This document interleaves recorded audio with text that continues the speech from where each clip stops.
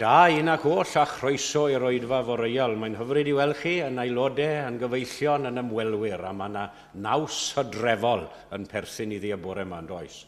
Lovely to see you this morning, members, visitors, and our friends who join us regularly. And it's lovely to see Joshua in particular, all the way from India. And lovely to see Joshua this morning. We're all very aware, I'm sure, of the terrible situation in Israel and Gaza, and I hope all of you can see a printed prayer in your Gymanfa programs, and we'll begin the service with a prayer together, either in English or Welsh, as you prefer. Thinking that this is an adaptation of a prayer which has been sent out by the Undeb yr Annibynwyr a'r Bydyddwyr yn ystod yr wythnos ddiwethaf hon. Felly, gan feddwl am ein brodyr a'n chwiorydd yn y ddwy wlad yn dyfa ni'n gweddio dros y ddwy wlad. Fe weddiwn ni gyda'n gilydd ar ddechrau'r oedfa. Cydweddiwn. Dyw a thad ein harglwydd Iesu, Dyw Abraham, Isaac a Jacob, gweddiwn am i'r gwrthdaro yn Israel a Gaza ddod i ben, ac i ti sefydlu heddwch mewn ffordd wirthiol, arglwydd tywysog hef, gweddiwn dros yr rhai sydd yn galaru, colli anwyliaid, colli cartrefi, ac am y ceithion a gipiwyd o'r ddwy ochr. Gweddiwn dros ein brodyr a chwiorydd Iddewig a Phalesteinaidd, a rhai o genedlaeth eraill sydd wedi ei dal yn y gwrthdaro. Gweddiwn dros bawb sy'n llafurio i helpu yn y sefyllfa, tywynad a oleuni, dy nerth a thgysur trwy'r ysbryd glân. Amen. A dwi'n siŵr bod y sefyllfa yna yn agos at ein calonau ac yn ein meddyliau ni y dyddiau yma. Felly fe unwn ni i ganu yr emyn agoriadol, sef yr ail yn rhaglen y Gymanfa, o tyred un gwaredu Iesu da ac eto y geiriau addas iawn wrth feddwl am y sefyllfa yna. Cydfiwn gytun, drychwch ar y pennill ola, ynddo fe.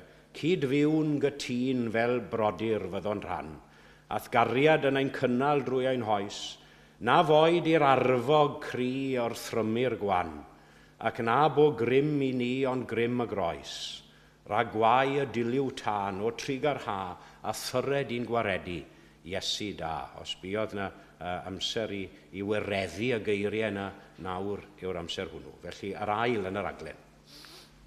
Amen.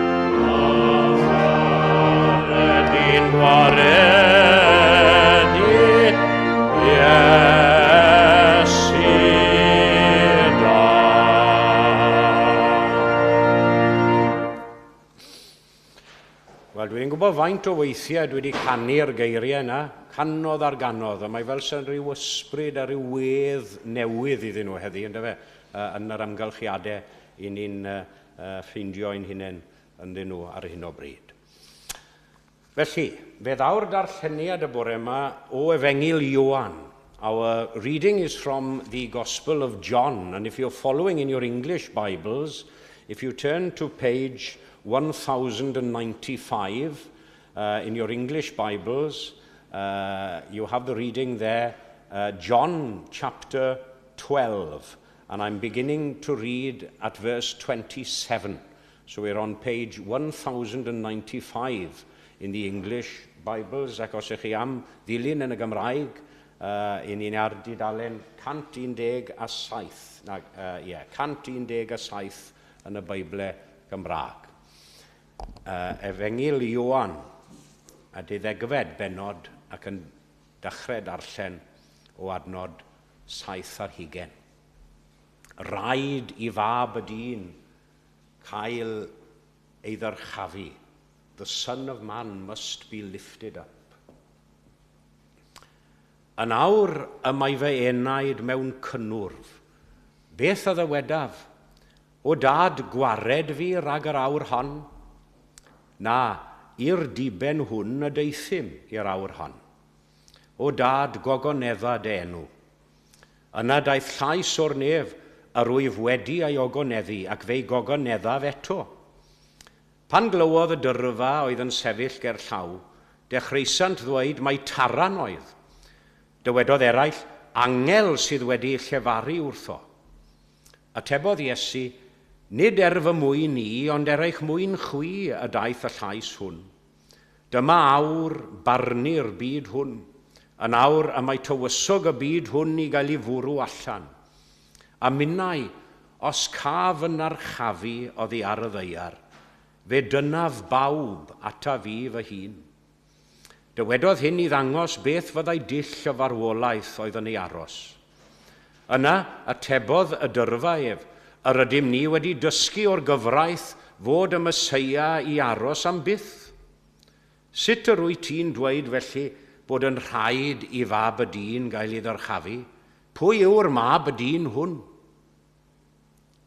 Dywedodd Iesu wrthynt, am ychydig amser eto y bydd y goleuni yn eich plith. Rhodiwch tra bo'r goleuni gennych, rhag i'r tywyllwch eich goddiweddyd.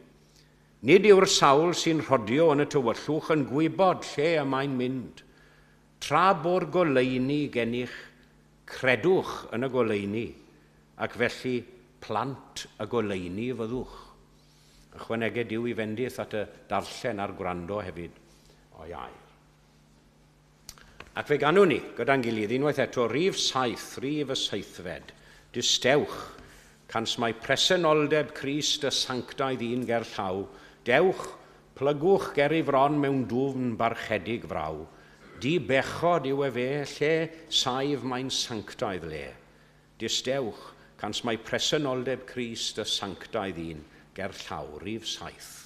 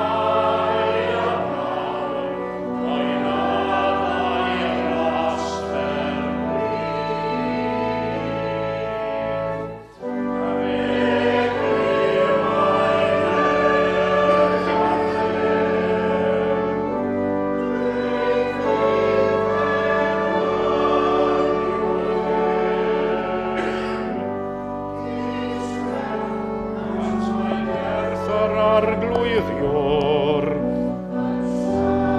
myd o'n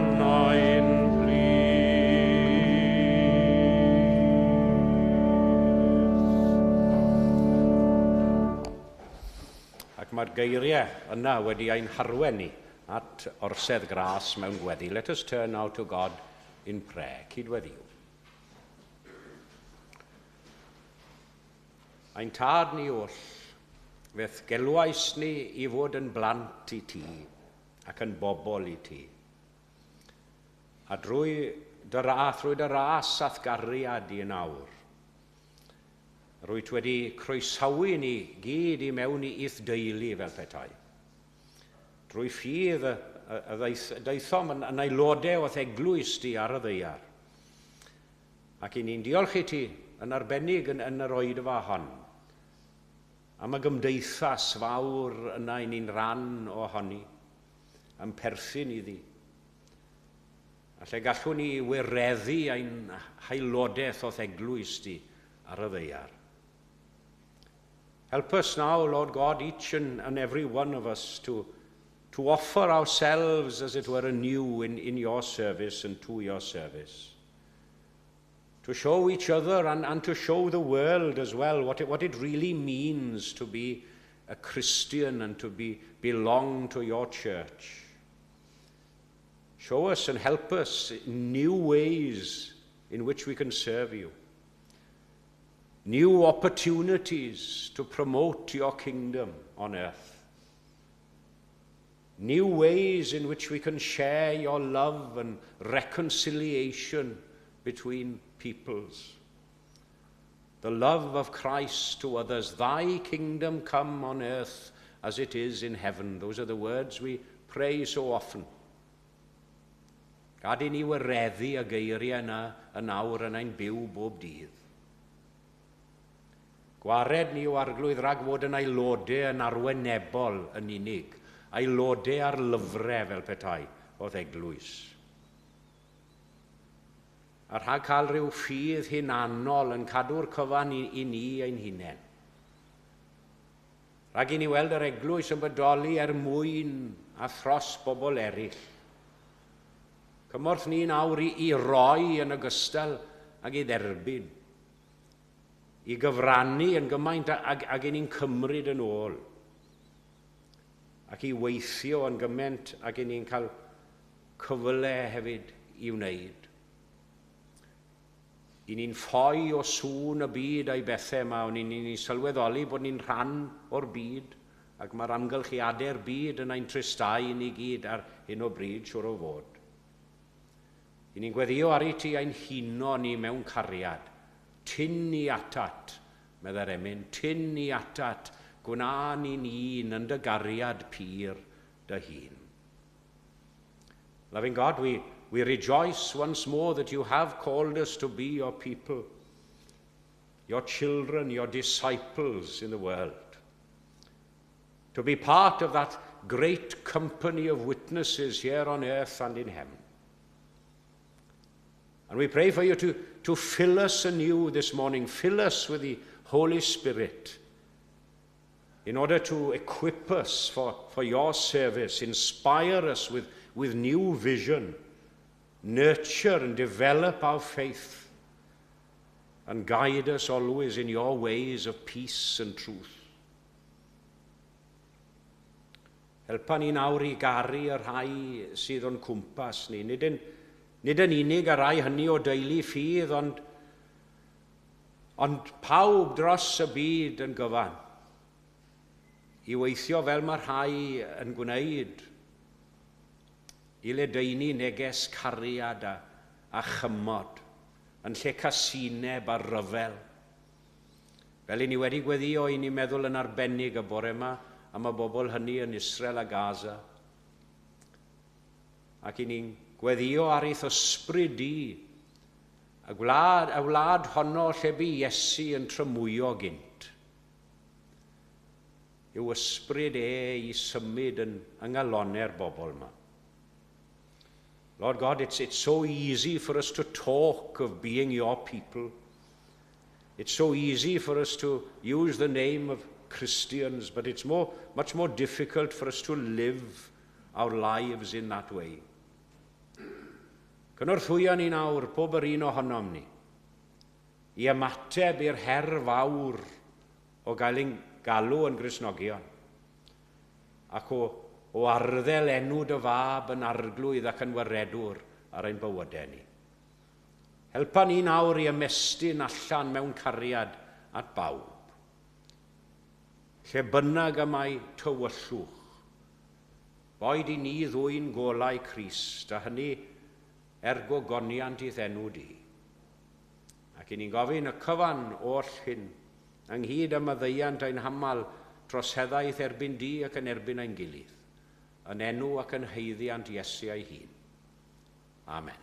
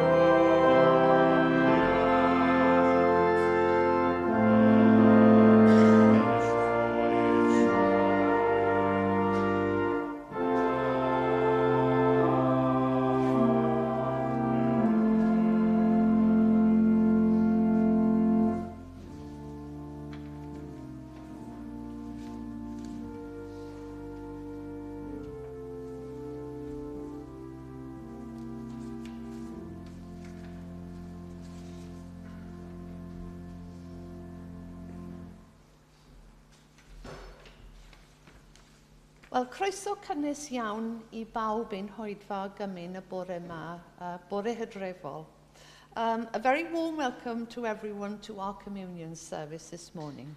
A ni'n diolchgar iawn yn gweinidog am ei arweiniad fel arfer ac i Wil am ei gyfraniad a'i gyfeiliant wrth yr organ. Heddiw bydd yr oedfawon yn dilyn y patrwm arferol gyda'r oedfa hwyrol am 6 a chylch trafod Beibledd am hanner awr wedi 4. Sul nesaf, bydd ein cynwynidog yn Radnawog, sef y parchedig gwylfa ifans wrth y lliw yn oedfa'r bore am 11, a Tiwdor Owen yn y pwlpid yn oedfa'r hwyr. So next Sunday, the Reverend Gwylfa Evans will lead the morning service and Tiwdor Owen will be in the pulpit in the evening service. Dydd Mercher fel arfer am hanner dydd cynhelir oedfa ganol wythnos yn y neuadd islaw gyda the a cyfle am sgwrs i ddilyn. After the midweek service on October the 18th at 1:05, so that's next Wednesday, there'll be an organ recital by Gerard Brooks, Director of Music of Central Hall, Westminster, and curator organist of Christ Church, Spitalfields. Ar Hydref yn 9 ar hugen, sef mewn bythefnos, ar ôl oedfa'r bore, bydd cwrdd eglwys I aelodau. That's on October the 29th. After the morning service, there'll be a church meeting for members, a short church meeting. Bydd Angladd William George, sef un o ddiaconiaid anrydeddus yr Eglwys, ar Hydref yr 8 ar 15 am 1 o'r gloch yn Esgair Dawe. Mae atgofion melys gyda ni ohono. Os chi am mwy o wybodaeth am yr angla, bydd Rob yn galled rhoi nhw I chi. Penwythnos diwetha, fe ymddangosodd rhifin diweddara'r gorlan. A diolchwn yn fawr I Tiwdor am ei holl waith yn ei baratoi a'i gynhyrchu. A mae'r rhan fwyaf ohono ni wedi derbyn copi trwy neges e-bost. Ond os oes unrhyw un eisiau copi caled o'r gorlan, rhowch wybod I ni ar ôl yr oedfa. Heddi. If anybody would like a hard copy of a gorlan, please let us know after the end of this service. Sil diwetha, fe wnaethon ni gasgliad tuag at trigolion Libia a Morocco, a ni'n ddiolchgar iawn I chi am eich haelioni. Fe gasglon ni 618 o bunnoedd, ac yn y cyfarfod diaconiaid, penderfynwyd gwneud y cyfanswm lan I 1,000 o bunnau. Ac yn awr fe ddawn nhw amgylch I dderbyn eich rhoddion. Diolch yn fawr.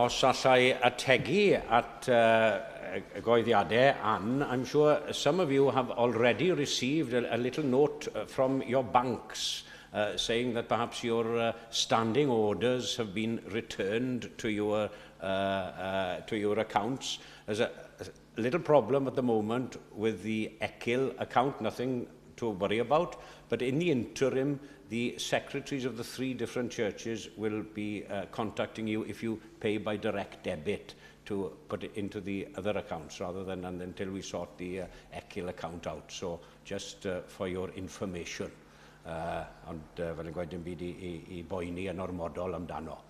It's being sorted, as they say, as we speak, it's being sorted. Felly, fe unwn ni I gannu un o'r hen ffefrynnau a pefin I bob un sydd ffyddlon, rhif 11, I bob un sydd ffyddlon dan I faner ef, Mae gan Iesu goron fri yn heyrnas nef. Lluoedd Duw a Satan sydd yn cwrdd yn awr. Mae gan blant eu cyfran yn y ryfel mawr. I bob un sydd ffyddlon dan ei faner ef. Mae gan Iesu goron fri yn heyrnas nef. 11.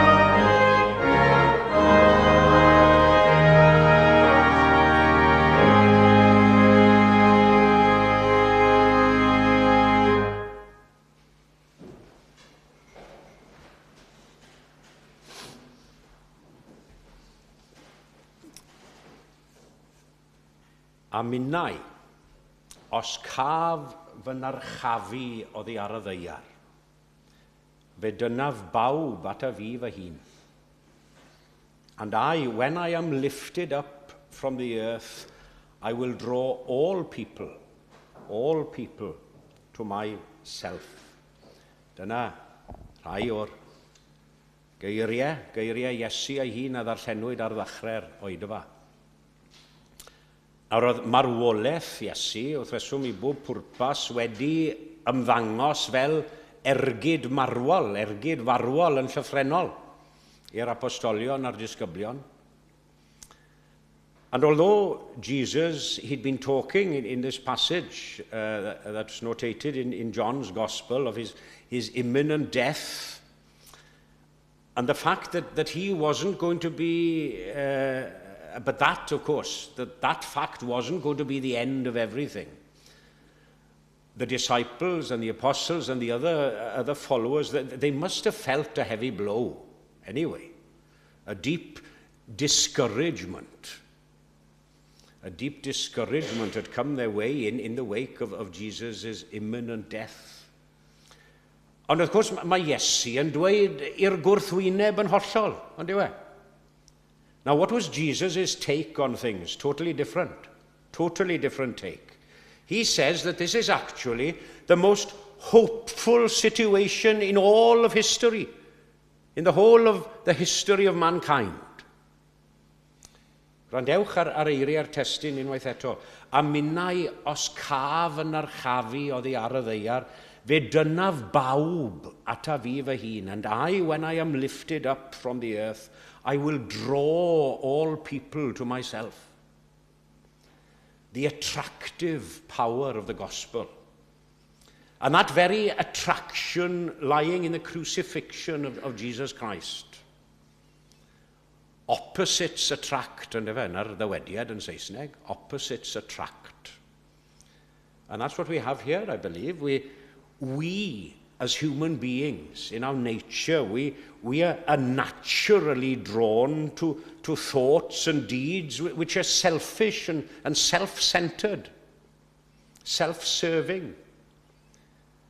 Yet here is the attraction of total sacrifice and unselfishness. A chi ma ble bynnag mae efengil Iesu Grist yn cael ei ffregethu, mae'n enyn rhyw fath o ymateb, ond yw e? Pinau o blaid neu'n erbyn, ond mae'n enyn ymateb, hyd yn oed os taw gwrthod credu mae bobl.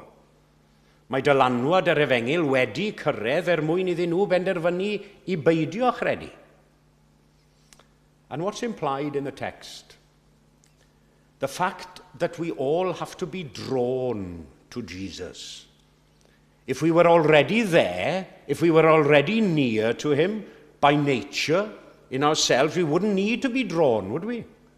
Because we'd be there. And as I mentioned, because of our own human nature, we don't appreciate his love. We don't give him the gratitude and thanks he deserves. We often pass by as if it were nothing. Pass by the other side. Ac mae gwirionedd Duw i'w gael o fewn y testun bod dynoliaeth nid yn unig yn sefyll yn naturiol o hirbell. Bydd o'r emyn a Ifion Wyn yn dyfeg ac nid o hirbell mwyach, ond i ni yn naturiol yn sefyll o hirbell. I ni'n pallu deg a dod at Grist, ond i bai ein bod yn cael ein tynnu ato fe. I don't think God and Holy Spirit, the Spirit, ever does unnecessary work. What's the point of doing unnecessary work? And because of that, I don't think that we'd ever hear of Christ drawing us to him if we didn't need to be drawn, if we could come on our own accord. Beth yw'r atynfa felly? What is this attraction? The attraction of the cross of Christ. And that's my first heading for you this morning, the attraction of the cross. And then we're going to look at the direction of that attraction, and finally to consider the power of that attraction. Felly'n gyntaf, beth yw atynfa croes Christ? Let's never forget that the strength and attraction of the gospel lies in that very thing which some in a worldly sense consider to be its weakness. Christ dying for sinners. And that's the great attraction of Christianity. Mae rhai yn gallu barchu fe fel athro a fel disgawdwr, ond yn ei wrthod fel yr iawn, oedd lot o sôn am yr iawn slawer dydd, atonement dros ein pechodau, aberth yn ein lle. Na, mae rhai yn ffili deg a credu hynny. If Jesus were only an eminent teacher, which meant nobody can deny that, if he were merely an eminent teacher and a philosopher and a social reformer, Would he draw all people to himself? Not all accept the invitation, of course, that's different. But the invitation is given. All are invited. And all are invited because the cross of Christ and the message of the gospel is exactly suited to the needs of all people, whoever you are, wherever you are, of every perceivable condition we may find ourselves in life, and every perceivable person in life as well. Dyma'n union beth sydd angen arno ni ym mhob cyflwr, galar. Rai ohono chi wedi mynd trwy alar yn ddiweddar. Aiogrwydd, sychder, noethni, a'r goll mewn bywyd. Mae'r cyfan i'w gael yma yn Efengil Iesu Grist. Millions have been drawn to Christ over the centuries because of this pardoning power of the cross. This great mediator between God and man, as it were, the God and ourselves, putting us right with God, re-establishing that broken relationship, as it were, with God. And this wondrous pardoning power of the crucified cross is one, if not the greatest and master attraction, as it were, of the cross. Mi dafla maich o ddi ar fy ngwar, wrth deimlo dwyfo lois, aiogrwydd fel mynyddoedd byd drin ganu wrth y groes. And before moving on to my second point, it's a great comfort to me, I'd say, and to every other preacher. And I see some in front of me who preach as lay preachers as well. That, you know, the attractive power of the cross doesn't necessarily lay in the eloquence or lack of eloquence of any speaker. It's a help. I know it is a help. Yes, it might well be a help. But nid y person sy'n bwysig. Nid y person, ond yr hanes. Nid y ffordd mae'n cael ei adrodd, ond yr hanes ei hun, dyna beth sy'n bwysig, ewch dros yr hen hanes. Chi'n cofio'r gan? Tell me the old story. That's what wins souls to Christ, not the eloquence, the story, the message, under the influence of the Holy Spirit. A groes ei hun, a stori'r groes. I think it was either Spurgeon or one of the other great preachers who was converted whilst listening to, he said, an old fumbling minister. He said, who wasn't the greatest orator, but he said, it was the Spirit working through the message and moving in his heart. And the text which moved him was, look unto me and be ye saved, all the ends of the earth, for I am God, and there is none else. Yeah, a groes ei hun, a stori'r groes yw'r atynfa. For what we preach is not ourselves, but Jesus Christ as Lord, and ourselves as servants for Jesus' sake. Yr atynfa, felly wedi ystyried yr atynfa. Beth am gyfeiriad yr atynfa yma? In what direction does this attraction lead us? Well, in one brief explanation, it attracts us in the direction, and it must attract us in the direction of everything that's good and true. It must. Achos dwi ddim yn credu bod neb eriod wedi cyflawni drygioni wrth gael ei wir dynnu, na'r peth, gael ei wir dynnu tuag at y groes. Now, many people have committed evil things in the name of the cross, yeah? And through professing falsely to be acting in the name of God and acting in the name of Christianity and other religions. But no person can ever be enticed to do evil by the true crucified Christ. That's the thing. You know, a lot of people will say, even with the situation out in Israel and Gaza, oh, religion is the cause of all of these wars. Well, not religion per se. The misinterpretation of religion, yes, as human beings, our misuse of religion, and doing things in the name of religion. It's not religion per se. There's fanaticism and fundamentalism in any form or shape or form is very bad. Ond nid y grefydd ei hunan, ond ein camddefnydd ni. Mae croes Crist yn tynnu bobl o anobaith i obaith, o dywyllwch i oleuni. Dyna natur y groes, dyna ddiben y groes, dyna waith y groes. A dyna gwaith y groes ym mhob oes ac ym mhob gwareiddiad.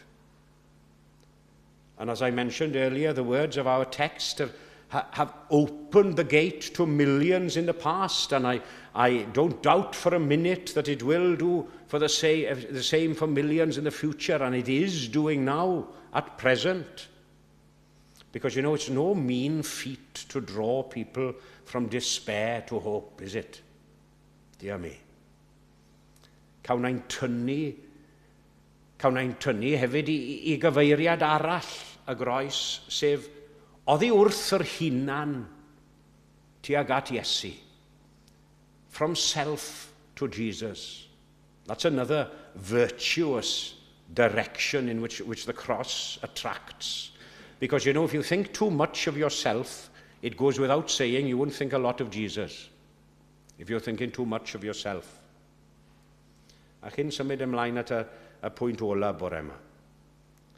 The cross draws us, of course, in one other glorious direction. From heaven, from earth to heaven. From earth to heaven. From the worldly to the spiritual. As the verse in another chapter of John's Gospel says, we're in the world, yes, we're in the world, but not of the world. Odych chi'n teimlo'r tynfa yma? Ar y tynfa? Dwi dweud yn aml, dwi wedi dyfynnu pant y celyn yn barod un o'i ymynau, ond mae rhyw ddyfyniad gan y per ganiedydd i gyd fynd a phob syniad a thestyn dan hael. A mae'r geiriau sy'n dod i meddwl i yn aml, dyn dieithr ydw i fyma. Draw mae'n genedigol wlad. Therefore, having considered the attraction of the cross and the direction of that attraction, what about the power of this attraction? A beth yw nodweddion y pŵer yma nerth? Because I'd suggest, according to the words in our text this morning, that this power, although it's extreme power, it's extreme ability, but it's also a very gentle power, a very gentle and persuasive power. When I am lifted up, will draw all people. Now, drawing is very different to driving, isn't it? You draw people to yourself. You drive people. Falle i'r cyfeiriad iawn, ond mae'n mystyr gwahanol. Mae Iesu yn tynnu'n dyner gan ddylanwadu'n dawel, yn teinu drwy berswad yn aml. Mi glywaf dyner lais yn galw arna fi, i ddod a golchi mae ei gyd yn afon Calfari. And I'd also suggest that the words of our text would suggest that it's a widespread power. I will draw all people. All people. Hynny yw, fel nes I awgrymu yn gynharach, mae'r gwahoddiad I bawb ydy. Nid pawb sy'n derbyn y gwahoddiad na'r peth. But to all who do accept the invitation, there is no differentiation. Jews, Gentiles. So there is now no difference between Jew and Gentiles. Remember Galatians, between slaves and free people, between men and women, we are all one in union with Christ. A dyna ergyd a byrdwn y neges, cael ein tynnu at Grist, cael ein tynnu at Grist. You know, if you're only drawn by holiness, if you're only drawn by religion, whatever religion that might be, or even drawn to a specific church, or to certain experiences within your religion, you haven't attained the fullness of the attraction. That's the thing. It might be a start. Yes, it's a good start. You're on the right track. but you must be drawn to Christ. You must be drawn to Christ as we are drawn to his communion table this morning once more. A minnau os caf fy narchafu fe dynaf bawb ata fi fy hun.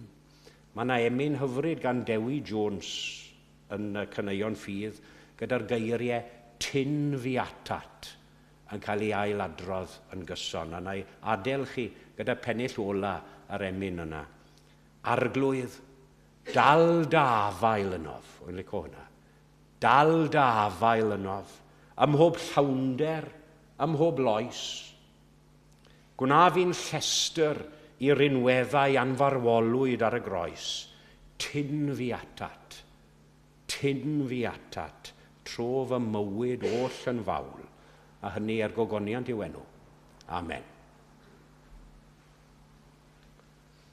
Ac fe ganwn ni, gyda'n gilydd. Rhif 10, rhif y degfed. O anfon dir ysbryd glân yn enw Iesu mawr, a'i weithrediadau megis tân o deied ef i lawr. Rhif 10.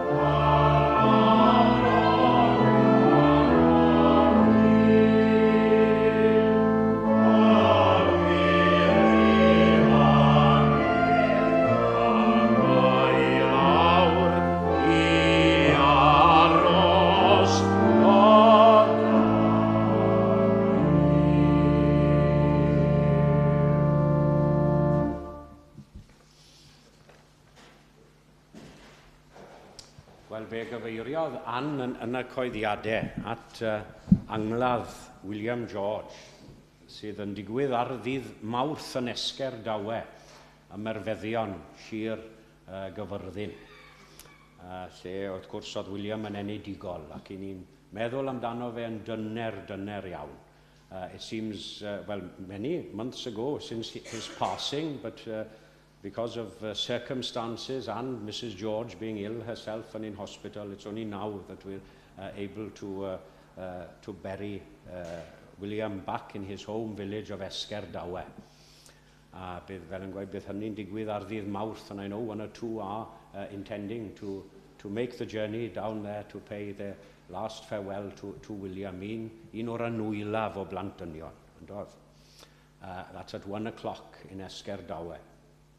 Ac i ni'n meddwl hefyd ers i ni'n cyfarfod fel Eglwys o gwmpas Bwrdd y Cymyn am Nest a'i theulu yn ddiweddar wedi colli Helen, merch Sera.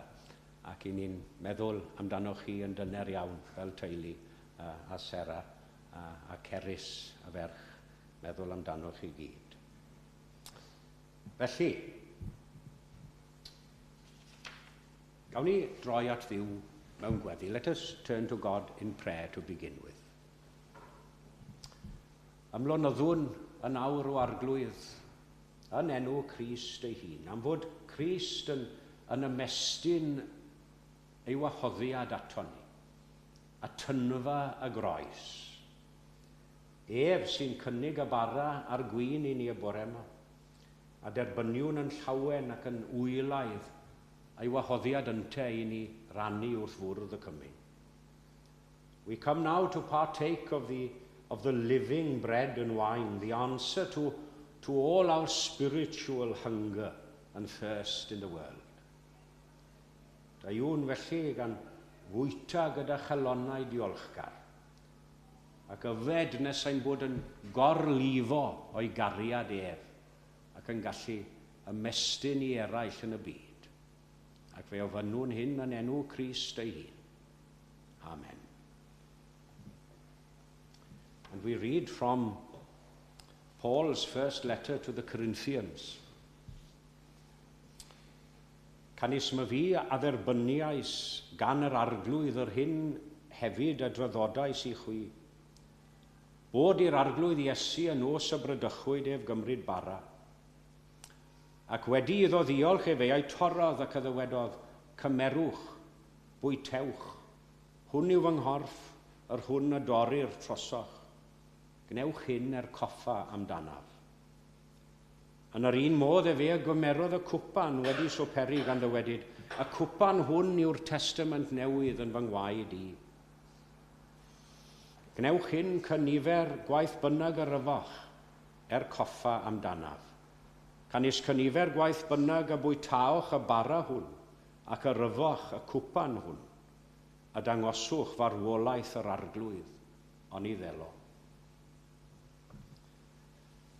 Ac wrth i ni gofio'r nos y bu Iesu gyda'i ddisgyblion yn yr oriwch ystafell, fe gofiwn iddo gymryd y bara a'i fendithio, a'i dorri, ac estyn i'w ddisgyblion gan ddweud, hwn yw fy nghorff, yr hwn a dorri'r trosoch. Cymerwch a'r henwch yn eich plith, a chynifer gwaith bynnag ac y gnewch hyn, gnewch coffa amdanaf. Bwytawn bawb o hwn.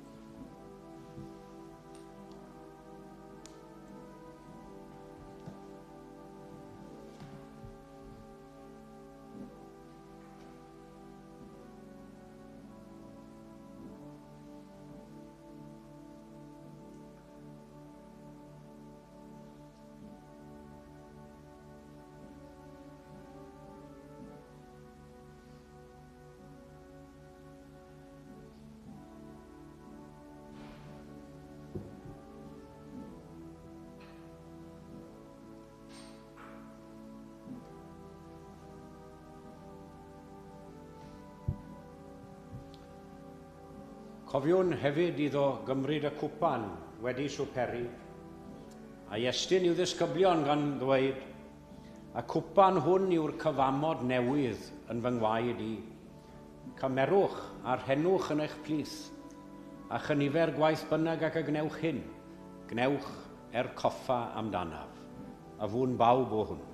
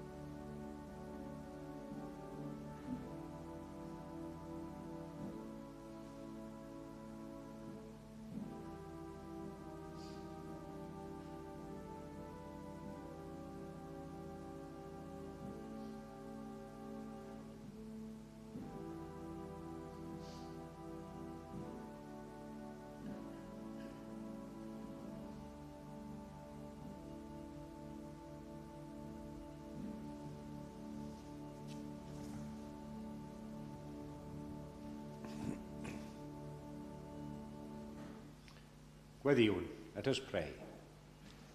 Lord, make me a channel of your peace. Ac awn ymaith yn awr mewn tangnefedd a heddwch.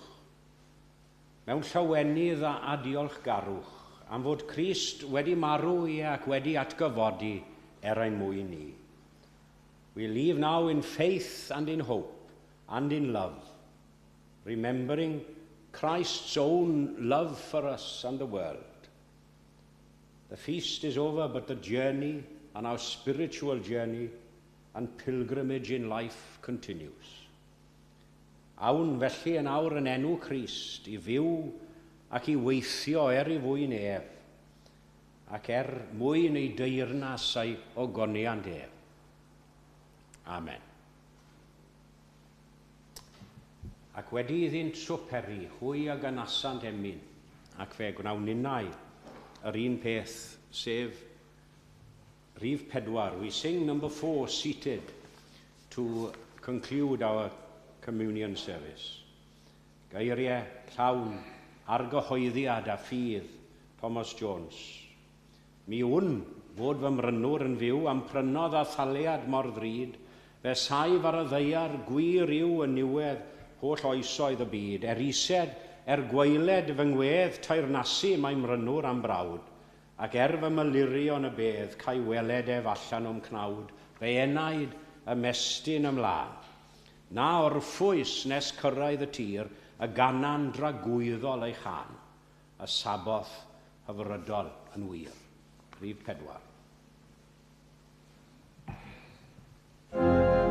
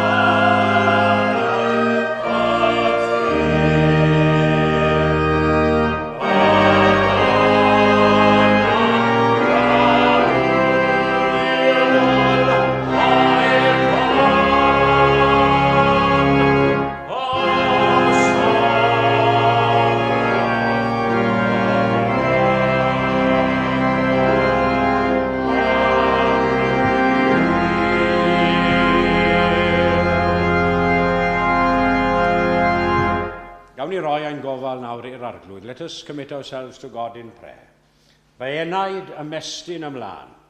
Nawr ffwys nes cyrraedd y tir, a ganan dragwyddol ei chan, a saboth hyfrydol yn wir. Gollwng ni yn awr o dad nefol dan y fendydd gyfoethog, a bydde di ras ein harglwydd ni Iesu Grist a chariad Duw, a chymdeithas yr ysbryd glân i aros gyda ni, ac i weithio ynom ni a thrwom ni, o'r awr hon hyd yn oes oesoedd. Amen.